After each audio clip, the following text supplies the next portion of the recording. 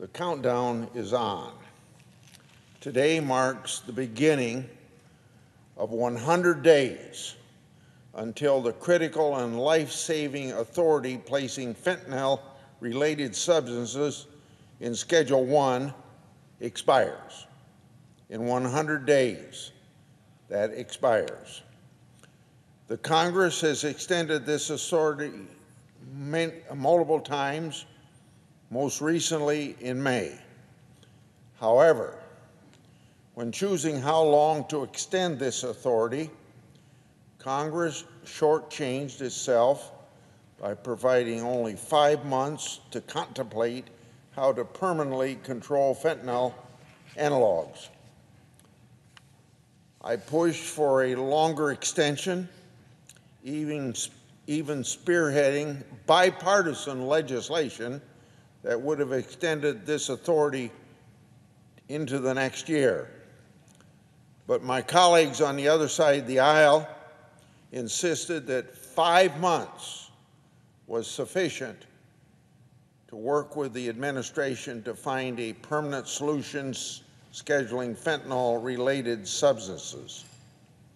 I had skepticism about this when the 5-month extension passed in May, and I have even more skepticism now. That's because we're only 100 days away from losing this essential authority, and the administration still has not indicated how it intends to solve this problem, so Congress is operating in the dark. The administration says that a legislative proposal will be sent to Congress as early as next year. No, as early as next month.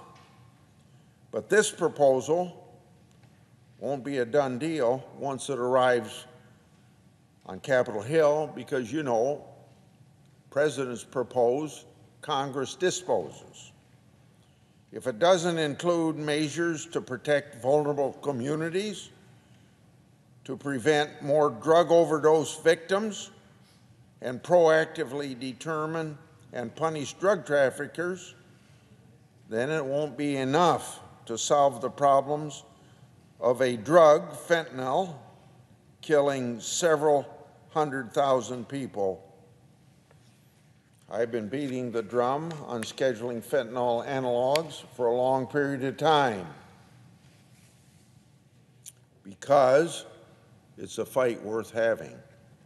We simply can't afford to let these deadly substances go unscheduled. What happens if we don't schedule fentanyl analogs in the next 100 years? Well, it's pretty obvious. Opioid-related deaths fueled by fentanyl analogs increased by 35% in my state of Iowa. What about the other 49 states? But 35% in Iowa last year. That happens to be in line with nationwide trends. So deaths will continue to rise if we don't buckle down and get onto this issue of scheduling fentanyl Schedule I on a permanent basis. Also, according to the Customs and Border Patrol, so far this year, enough fentanyl and its analogs have been seized to kill the entire population of the United States. Not once, but 10 times over. Some may view drug crimes as victimless. Now, you need to tell that to the hundreds of thousands of families who have lost a brother, sister, parent, or child to fentanyl.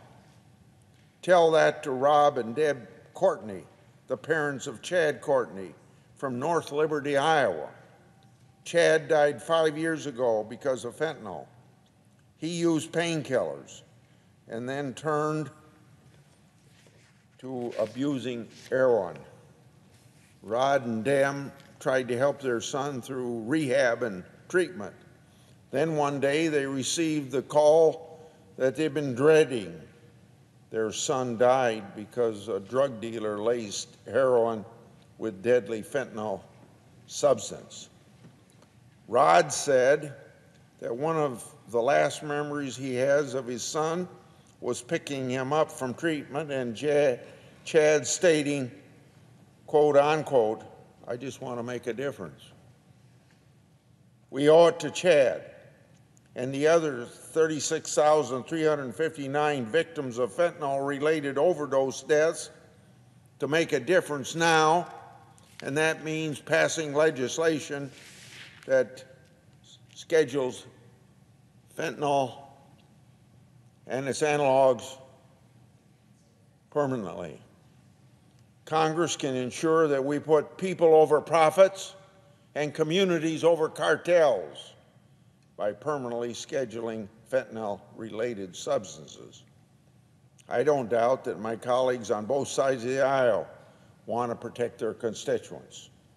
Nobody wants more overdose deaths in their home states. So let's work together to put this issue at rest at last. Starting today, the countdown is on. As I said at the beginning, 100 more days. I hope the administration and my Senate colleagues are ready to get to work on permanently scheduling fentanyl-related substances. I know that I am ready. I yield.